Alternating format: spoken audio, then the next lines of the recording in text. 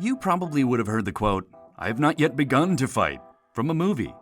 Or you just have really smart and hilarious friends that say things from books they come across.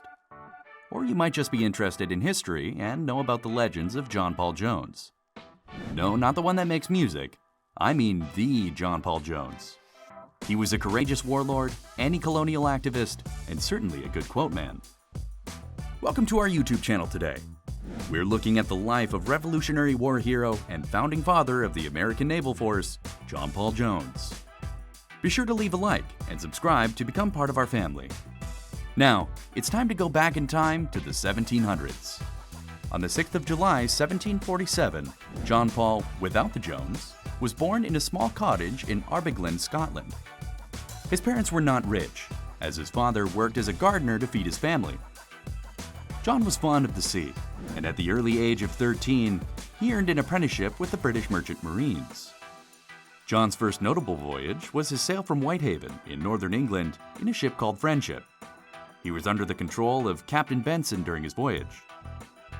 Most of John's voyages saw him sail on merchant and slave trade ships. He wasn't the biggest fan of his duties, so he relieved himself and returned to his shipping cargo duties. His sailor career skyrocketed after he unexpectedly controlled the ship.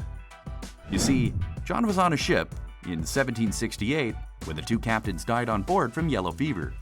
The young man who had been on several ships used his little experience to sail it safely to the port. The Scottish owners were impressed, and as appreciation, they gave him 10% of the cargo and made him master of the ship. However, his career didn't last, as he had to flee his docks in 1773. He was the captain of a ship and had one of his crew members flogged. Paul claimed he had shown signs of mutiny by complaining about the delay in wage payments. 2 weeks after the incident, the crew member died, and everything fell off for John Paul. He was arrested and released on bail, but the local governor advised him to leave the area, as the man he killed was the son of influential people in the area. That was how John Paul found his way to America, and adopted a last name for disguise purposes, Jones, as in John Paul Jones. The new John Paul Jones settled easily in America. He arrived at the time when war preparations against the British were beginning to commence. When the war broke out in 1775, he joined the Americans, as he remembered how cruelly the Scots, his people, were treated by these same colonialists. The beginning of his naval career had no accurate source, but it's known that when he returned to Philadelphia for the war, he was commissioned a senior lieutenant in the new Continental Navy through the help of the Continental Congress. He was assigned to a ship named Alfred under the command of Commodore Essex Hopkins. Paul was a key player in the fight against the British.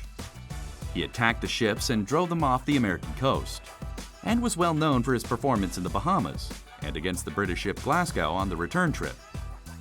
In 1776, he became commander of the ship Providence, with which he continued his terror on the British forces. Between August and October of that year, he had gone through Bermuda and Nova Scotia. John Paul had captured a total of 16 prizes, and he caused significant damage to the British during the raid on Canso. Although John Paul was a champion on the sea, he had constant disagreements with the authorities, particularly Essex Hopkins, who he claimed was taking him down and exposing campaign plans. To ease the tension, the position of Ranger was created and given to him. He then sailed through St. George's Channel and the Irish Sea, where he continued his conquest against the British and continued to capture prizes. He then sailed to France, and upon arriving at Brest, he was saluted by French Admiral Lamont Piquet, making him the first American captain to have a ship recognized by a foreign power. After he arrived in France, he led the battle against the British Serapis, which put his name in the books of history. In 1779, John Paul took command of the Bonhomme Richard, which was French for Good Man Richard, and was the source of his most famous victory. While sailing around the British Isles, his squad came in contact with Baltic merchants, under the convoy of British ships, Serapis and the Countess of Scarborough. This led to 3 hours of unrelenting fire exchange from both sides, and when the British asked John Paul if he was ready to surrender, he responded, "I've not yet begun to fight," and ended up having the Brits surrender to him. Yes, I know this is the part you've been waiting for. About an hour after his declaration, he cleared the British Marine ends, and the ones alive surrendered. The Bonhomme Richard suffered severe damages and sunk, so he sailed both the Serapis and the Countess of Scarborough to the Netherlands. When he got to France, he was received as the hero he was. The then ruler of France, Louis XVI, rewarded him with a gold-hilted sword and made him a Chevalier of France. After the war, the Continental Navy was dissolved due to a lack of funds, but received a Congressional Gold Medal in 1787 for his war prowess. Jean Paul then moved to Russia to help them fight off the Turks before he finally settled in Paris, making plans to return to America. In 1790, while in Paris, John's health took a turn for the worst. He was found dead in his room on July 18, 1792, at the age of 45.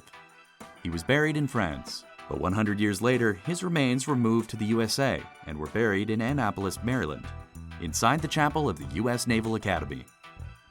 From John Paul Jones's history, it was clear that he was more than a hero, and his words were inspirations to his crew members and everyone around him. Some of his most popular quotes recorded by history include, "I wish to have no connection with any ship that does not sail fast, for I intend to go in harm's way." It seems to be a law of nature, inflexible and inexorable, that those who will not risk cannot win. If fear is cultivated, it will become stronger. If faith is cultivated, it will achieve mastery. That's the end of our video today. If you found it informative, please share. And don't forget to like and subscribe for more videos like this. See you next time.